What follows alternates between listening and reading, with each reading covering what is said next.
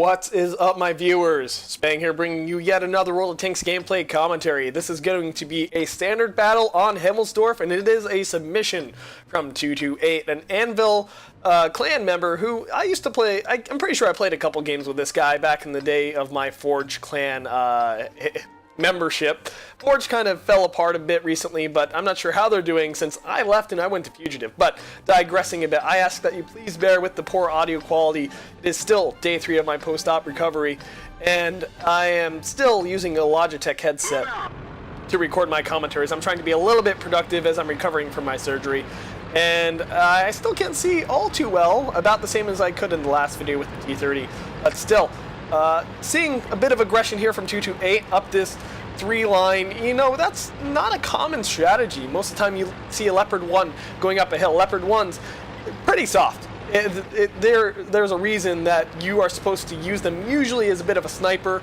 not so much on the front lines. I mean, they can be used on the front lines, but don't expect to really bounce anything. They are very thin-skinned, but they do have great gun accuracy and a good gun aim time, so they are quite effective snipers. They have good mobility. They're able to get into good flanking positions where they can really use their rate of fire and their accurate guns to inflict damage on the enemy team.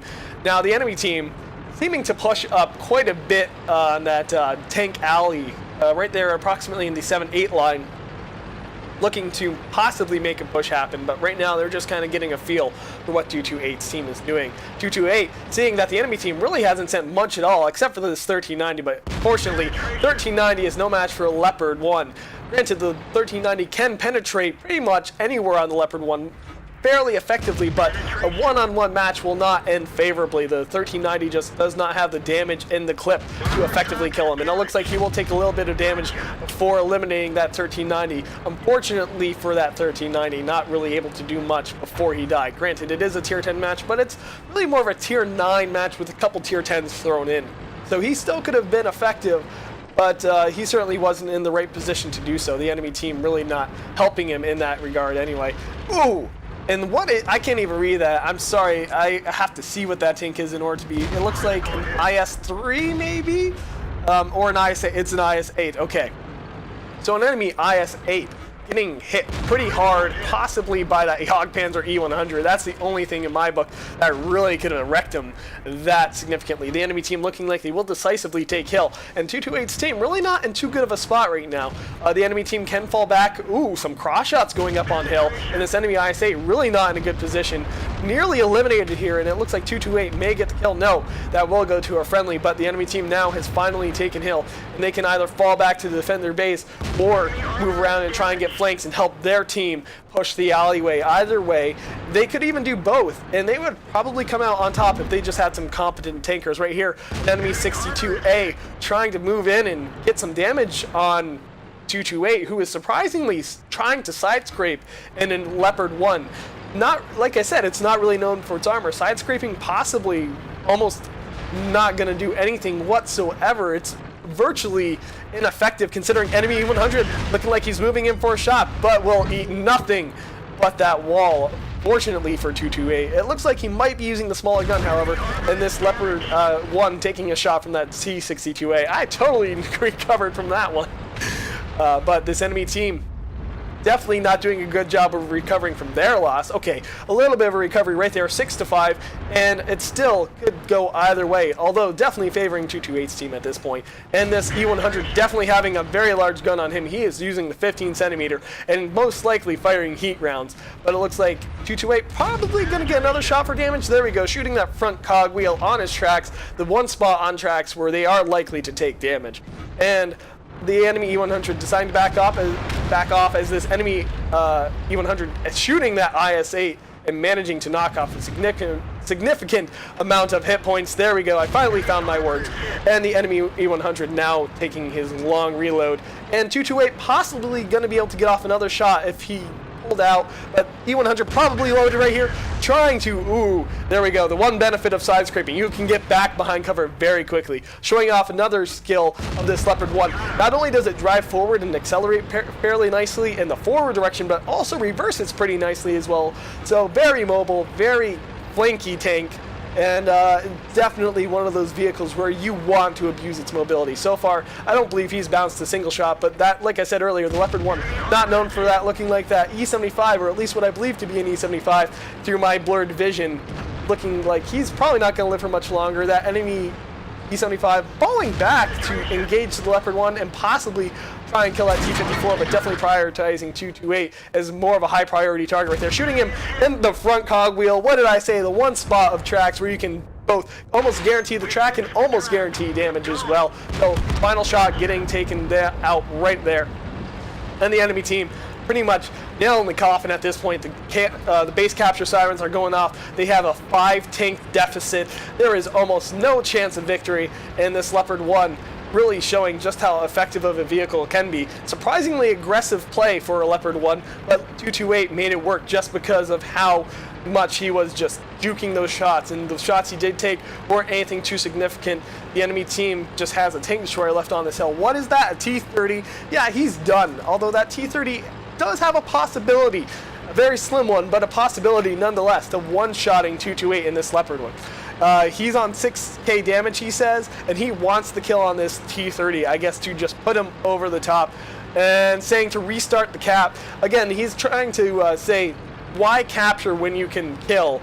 And, oh, someone actually was kind enough to get off the cap for him. So, but who needs armor when you've got skill? This enemy T-30 looking almost directly at him, but so oblivious to the fact. And again, that fast reverse speed just coming into play right there. And he knows he is a potential one-shot. He doesn't know if he wants to risk it. Looks like he's going to try a side scrape here and possibly juke out. Maybe get a shot on the top hatch, or the T-30 can get any sort of reliable hit on him. And he's trying very so desperately. The friendly AMX-13, ooh, there we go, turret getting busted, but that T-30 is gonna definitely not be reloaded in time to get off this finishing shot. And I believe even now, 228 can get off this shot. Nope, friendly Waffenträger coming in to save the day, question mark? I'm not even sure, but still, very well played. Let's go to those post-game stats. Okay, so Mastery Badge Ace Tanker, not too surprising considering he said he was on 6k damage, getting quite a bit of damage off on tier 10 vehicles, and a couple tier 9s. I mean, I believe there was only like 4 tier 10s per team, so not like there was all too many tier 10s to shoot at. Like I said, primarily a tier 9 match with a few tier 10s thrown in, and when your tier 10s are doing well for themselves, that's definitely going to sway the course of the battle when there's so few per team. Now, the maximum amount of damage going to that Tortoise, who I can only assume was holding that 7-8 line in Tank Alley, but still, nearly 7,000 damage done to him, and just 3 points difference between him and 228. Just barely missing that high caliber, but you can tell who the star players are for both teams. I'm just kind of curious, how much damage did the Tortoise absorb? 3,900 damage by armor. That's pretty impressive. The enemy team, I'm guessing, having no clue, hey, maybe we shouldn't shoot the Tortoise in its nicely armored front. We should probably shoot its gun hatch. Maybe just a little bit of a clue there of what the enemy team should have been doing, but still, not too surprising. The Tortoise does have a great rate of fire. It is able to get off a lot of shots. It's got great DPM. And so, same can be said for the Leopard 1, however. And 23 shots and 22 pens. How much?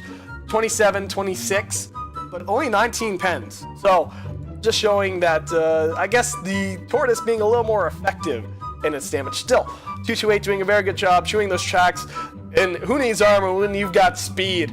Just demonstrating how effective he was at juking those shots, getting the enemy tanks to just basically fire at nothing, hit nothing but walls, and a little bit of RNG went into that, but it was definitely a factor of him also trying to juke him out. And I can only assume the enemy team, most people don't like to use server-side reticle. I mean, I do, but that's also because I do admit it is harder to play with. Most people don't like using it because it is harder to play with, because it's a bit glitchy, it's a bit it jumps around a bit, and that is because it takes into account lags. But most of the time your shots are going to go where you're aiming, because it's where it is on the server, not where your game is saying it is. So server-side reticle, maybe something for the enemy team to consider. It's certainly, but some people say it really doesn't make that big of a difference.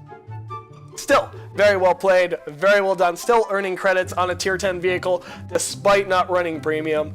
And overall, he earned quite a bit of experience and just definitely showed how effective a Leopard 1 can be on the front lines. Not a place you commonly see it. I've got to commend him for that. It was an odd play style for a Leopard 1. Usually you see them either on the flank and not being on the front lines. So, very well played. If you like this video, click that like button. If you want to see more, subscribe. And if you got a replay, be sure to check the description below for instructions on how to submit. And also, if you got suggestions on how I can make my videos or channel better, please put them in the comments below as well. Always looking to better myself. But until next time, this has been Spang, and I am signing off.